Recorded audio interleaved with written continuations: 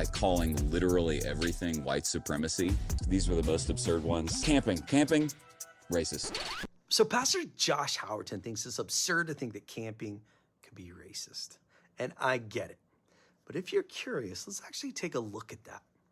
My name is David Tillman, and I'm a professor of public health, and I teach about the surprising impacts of racism on our health.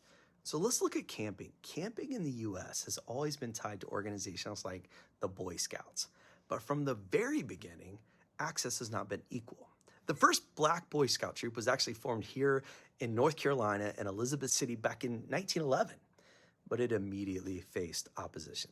And over the next decades, Black troops were often segregated, underfunded, denied the same access to facilities that white troops enjoyed. Even uniforms and merit badge opportunities were unequal. In other words, when Black families fought to give their kids access to nature and camping, racism made those opportunities harder to claim. And here's where it matters for health. Spending time outdoors reduces stress, lowers blood pressure, boosts mental well-being. But when segregation and de facto exclusion keep whole communities from safe outdoor spaces, those health benefits don't reach everyone. Public health data still shows that Black and Latino families are less likely to camp or have access to green space, not because of their preference, but because history has shaped opportunity.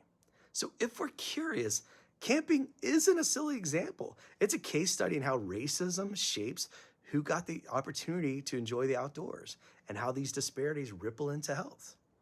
So Josh's list is actually a really useful sort of roadmap of how racism can affect communities. By the way, huge shout out to Dan McClellan. He's a creator who responded really well to this on his channel, and without him, I wouldn't even know who Josh Howerton was. So thanks, Dan. By the way, stay tuned. I'm gonna take a look at every example that Josh Howerton lists as absurd.